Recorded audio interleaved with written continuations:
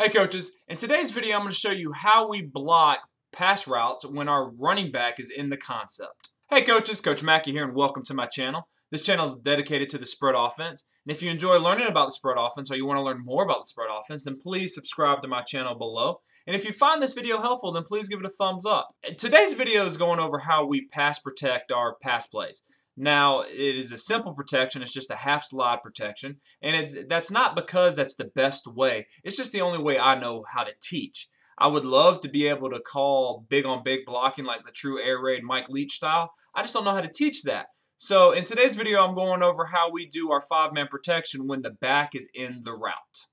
Alright coaches, so I'm going to show you how we pass protect against an even man front when we're sending the back out into the route. Now what we like to do is we always like to slide the line opposite where the back is going because that is where usually our quarterback's reads are. So we want to protect the backside. I stole that idea from Noel Mazzoni. If you're going to steal from someone, I always say steal from the great. And he's amazing. So we have got our 3-man snag to the right side over here. And this is how we run our 3-man snag. Backside, I just drew up some slants. You can draw anything you want to. It doesn't matter what you tag backside to the route. Now what we're going to do is we're going to half slide our line to the left. And what I like to use is an L word that tells our guys go to the left. An R word tells to go to the right. Something simple. I mean, if you wanted to, you can name this just left, left, left. You can name it Lucy, Lucky, Leo. Those are all the L words I can think of right now because I'm stupid. But anyways, the quarterback would tell what the line is doing. So let's just say he gives a left call. So that lets the center, left guard, and left tackle know they're kick sliding to their left. And they're responsible to the gap to their left. So center's got A gap, guard's got B gap, tackle's got C gap. Okay, backside, that lets them know that they're man on, so they're just vertical setting. He is responsible for the tailback. He is responsible for the end. Okay, you can do it any way. What we like to do is if they do twist, we pass it off. We work that every day in practice. But if not, you can just go old school air raid style. You're responsible for him. If he goes out, you just go with him. If he goes in, you just go with him. That is your man. You're responsible for your man. Whatever you want to do and whatever you are comfortable with teaching. This is just what we're comfortable with. Now, the quarterback's responsibility is these two. And what I tell my guy is if this guy blitzes, most of the time this guy is going to drop back in the beginning. You just go ahead and you just dump it out there. And now that's a tackle on a center. I mean, a tackle on a corner. I wish that corner was as big as a center. It'd be easier to play. If these two come, then you better be getting the ball off fast because it's straight man and you don't have anybody. These guys are responsible for the 4 down to this man. You're responsible for these two. All right, coaches, so as you can see, we have an odd man front now. We still have our 3-man snag to the right, double slants to the left. They're only bringing 5, so what we're going to do, we're still going to give a left call because the back is going to the right, but it kind of changes it up a little bit. The center knows, okay, this guy's on me. I'm essentially man blocking, or I'm responsible for him.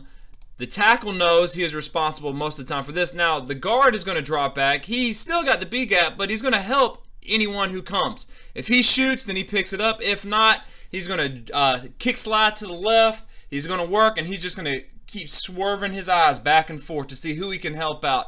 I make our guys, and we make our guys as a coaching staff find work. Nothing pisses me off more than when an offensive lineman is just sitting there. His 2 buddies are working on someone. No one is threatening him, and he just sits there and is like, oh, I don't have anything to do, so I'm just going to sit here and throw my hands up like I'm doing some kind of pregame warm-up. No, find work. So we got a left call. He knows that he is locked on, so he's doing this. Now, the guard has nobody. The guard this is essentially nobody. So what he's going to do is he's going to vertical set, but he's also going to check on the other side. He is going to see, do I need to help anybody? Can I find work? I'm not just going to sit here and just take up space. Because if I wanted to do that, I would buy a ticket and sit in the stand. So I'm going to do some work. Quarterback, you are now responsible for these two. And it's just the same. If he comes, then that's your hot. You just throw it right there because it's built in. We don't have any hots per se, side adjustments. Our routes have someone that if the defense brings somebody, the quarterback knows, okay, I'm going here. Some people don't like that. It works for us, so that's what we do.